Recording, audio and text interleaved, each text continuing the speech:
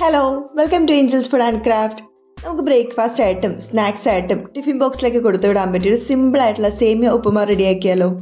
അപ്പോൾ അതിനുവേണ്ടി ആദ്യം തന്നെ ഫ്ലെയിമിലേക്ക് ഒരു പാൻ വെച്ച് കൊടുക്കുക. 3/4 ടേബിൾ സ്പൂൺ നെയ്യ് ചേർത്ത് കൊടുക്കാം. നമുക്കിതിലേക്ക് 1 കപ്പ് വെർമിസെല്ലി ചേർത്ത് കൊടുക്കാം. ഞാനിവിടെ എടുത്തിരിക്കുന്നത് പാക്കറ്റിലൊക്കെ മേടിക്കാൻ കിട്ടുന്ന റോസ്റ്റഡ് വെർമിസെല്ലിയുടെ പാക്കറ്റായിരുന്നു. അപ്പോൾ നമുക്ക് ഒന്നും കൂടി ജസ്റ്റ് ഒന്ന് റോസ്റ്റ് ചെയ്തെടുക്കാം.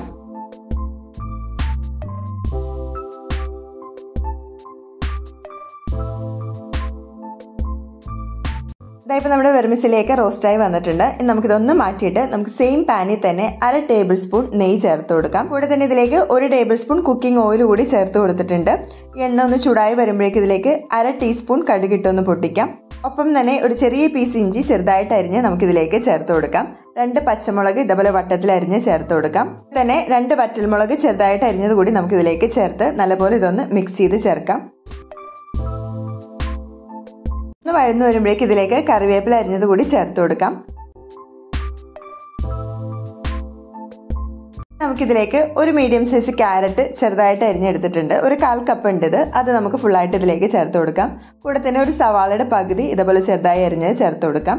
ബീൻസ്, ക്യാപ്സിക്കം അങ്ങനെ ഇഷ്ടമുള്ള വെജിറ്റബിൾസ് ഇതേപോലെ ചെറുതായി അരിഞ്ഞ് ചേർത്ത് കൊടുക്കാവുന്നതാണ്. ഹൈ ഫ്ലെയിമിൽ വെച്ച് വേണം ഈ സമയത്തൊന്ന് നമ്മൾ വഴറ്റി ചേർക്കാനായിട്ട്. ചെറുതായിട്ട് അരിഞ്ഞിരിക്കുന്നതുകൊണ്ട് തന്നെ ക്യാരറ്റൊക്കെ പെട്ടെന്ന് കുക്കായി കിട്ടും. ഇതൊന്ന് വഴന്നു വരുമ്പോഴേക്കും ഇതിലേക്ക് 1/4 ടീസ്പൂൺ മഞ്ഞൾപ്പൊടിയും ആവശ്യത്തിന് ഉപ്പും കൂടി ചേർത്ത് വീണ്ടും നല്ലപോലെ നമുക്കൊന്ന് മിക്സ് ചെയ്ത് വെക്കാം.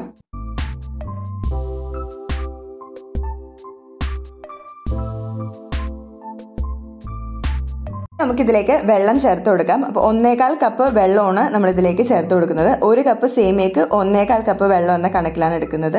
ഇനി നമുക്ക് വീണ്ടും നല്ലപോലെ ഒന്ന് മിക്സ് ചെയ്ത് ചേർത്ത് കൊടുക്കാം. ഈ സമയത്ത് ഉപ്പ് കുറവുണ്ടെങ്കിൽ ആവശ്യത്തിന് ഉപ്പ് ചേർത്ത് കൊടുക്കാവുന്നതാണ്.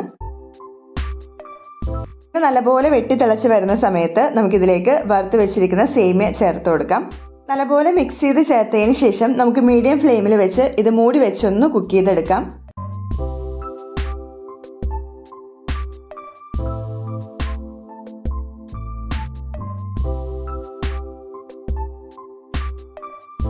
മൂന്ന് മിനിറ്റ് നമ്മൾ മീഡിയം ഫ്ലെയിമിൽ മൂടി വെച്ച് കുക്ക് ചെയ്തായിരുന്നു. അതിനുശേഷം വീണ്ടും നമ്മൾ മിക്സ് ചെയ്ത് ഒന്ന് ചേർത്ത് കൊടുക്കുക. ഇപ്പോൾ വെള്ളമൊക്കെ നല്ലപോലെ വറ്റി വന്നിട്ടുണ്ട്.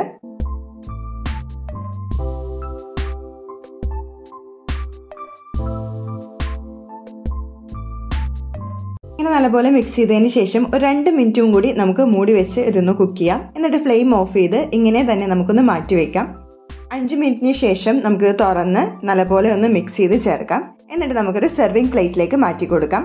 ഇത് ഇങ്ങനെ തന്നെ ചൂടോടുകൂടി വെറുതെ കഴിക്കാൻ നല്ല അടിപൊളി ടേസ്റ്റ് തന്നെയാണ്. കുട്ടികൾക്ക് സ്കൂളിൽ പോകുമ്പോൾ നമുക്ക് ഈസി ആയിട്ട് റെഡിയാക്കി എടുത്ത് കൊടുത്തുവിടാൻ പറ്റിയ ഒരു ടിഫിൻ ബോക്സ് റെസിപ്പി കൂടിയാണിത്. ഒരുപാട് ആൾക്കാർ ഓൾറെഡി വീട്ടിൽ ഉണ്ടാക്കുന്ന റെസിപ്പിയാണ് ഈ സേമിയ ഉപ്പുമാ.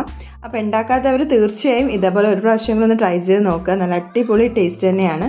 അപ്പോൾ അത്രയേ ഉള്ളൂ ഇന്നത്തെ വീഡിയോ. അടുത്ത റെസിപ്പി ആയിട്ട് കാണുന്നവരേക്കും ബൈ. Thanks for watching.